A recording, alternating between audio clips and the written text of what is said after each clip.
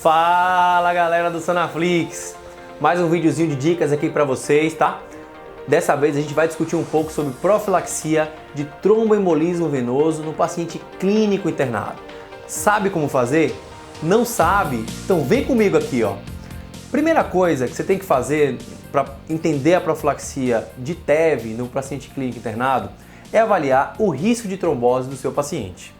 Você pode fazer isso tanto do ponto de vista clínico, tá? Através da avaliação clínica do paciente, ou dos chamados scores de risco, que você vai conseguir determinar de maneira mais precisa qual é o risco do seu paciente ter trombose e conseguir fazer a profilaxia aqui mais direcionada.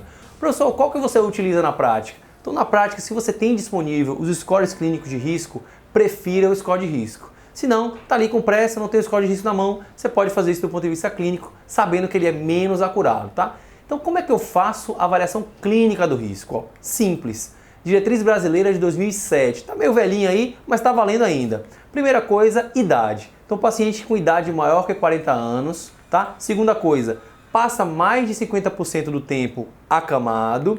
Terceiro ponto, tem pelo menos um fator de risco para trombose. Então, se o paciente preenche esses três critérios, ele é considerado um paciente de alto risco e merece ser submetido à profilaxia, seja ela química ou mecânica. E quais são então, professor, esses fatores de risco? Existem vários fatores de risco. Os mais conhecidos são a presença de trombofilia conhecida, tá? Trombofilia hereditária, como mutação no fator 5 de Leiden, deficiência de proteína C e S, insuficiência cardíaca, DPOC, insuficiência respiratória, sepse, idade maior que 60 anos, tromboembolismo venoso prévio, presença de dedímero elevado, câncer, paciente internado na UTI ou que teve um AVC. Então esses são os principais fatores de risco aqui disponíveis na literatura que marcam o maior risco de trombose do seu paciente. Se o seu paciente então tem mais de 40 anos, passa mais de 50% do tempo acamado e tem pelo menos um desses fatores de risco, ele é considerado um paciente de alto risco e merece profilaxia. Vamos para outra maneira de fazer essa avaliação é através dos scores de risco, tá? O mais utilizado na prática clínica, aquele mais validado para pacientes clínicos internados, é o score de Padua. O score de Padua, ele dá um ponto para pacientes maiores de 70 anos, presença de AVC ou IAM, obesidade, IMC maior que 30, falência cardíaca ou respiratória, infecção ou doença reumatológica e terapia de reposição hormonal. Ganha 2 pontos aquele paciente com trauma ou cirurgia há menos de um mês e 3 pontos, paciente de mais alto risco, é aquele com história de TEV, imobilidade e câncer há menos de 6 meses, tá? Então, paciente com menos de 3 pontos, aliás, até 3 pontos, baixo risco, não precisa de profilaxia e com 4 ou mais pontos é um paciente considerado de alto ou moderado risco e ele precisa aqui de profilaxia química ou mecânica, tá? Então se você tiver aí hoje qualquer aplicativo tem disponível o score de risco, você pode utilizar, é fácil e você vai estar fazendo profilaxia para quem precisa, diminuindo o risco de trombose ao mesmo tempo que você reduz o risco de sangramento, não utilizando a profilaxia em pacientes que não precisam. Bom, ponto de vista prático agora, como é que eu faço, né? Então, primeira coisa, paciente definir o risco. Baixo risco, não precisa de profilaxia química, não precisa de profilaxia mecânica, eu simplesmente vou estimular a deambulação desse paciente.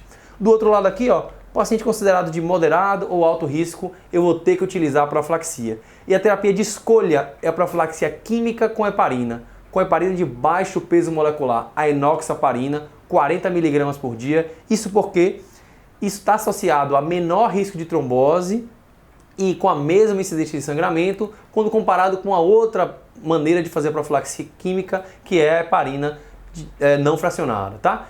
Quando é que eu uso então a heparina não fracionada? Já que ela sangra um pouquinho mais e trombose, aliás, sangra igual e trombose um pouquinho mais do que a heparina de baixo peso molecular em pacientes com disfunção renal.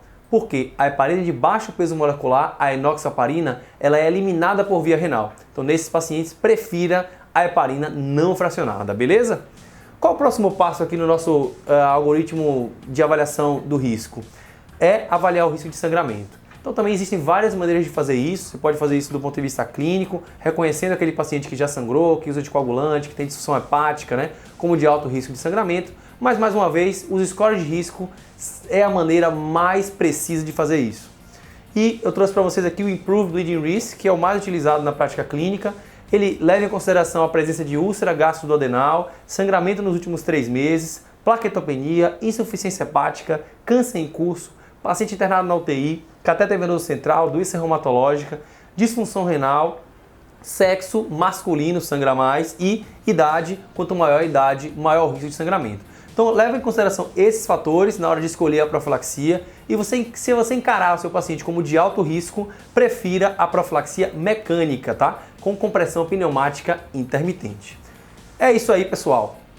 Então, até quando eu vou manter essa terapia? Até quando eu vou manter a profilaxia? Enquanto o seu paciente estiver internado. Então, enquanto o paciente está internado, eu considero que ele ainda é um paciente de alto risco e eu mantenho a profilaxia, seja ela química ou mecânica. E eu tenho certeza que você já se perguntou para o seu paciente internado na enfermaria se ele precisa ou não precisa de profilaxia de úlcera gastroduodenal de estresse. Essa pergunta é muito simples de ser respondida. De uma maneira geral, é um grande não, tá? Seu paciente não precisa de profilaxia de úlcera gastroduodenal de estresse, salvo raríssimas exceções, se ele está internado na enfermaria.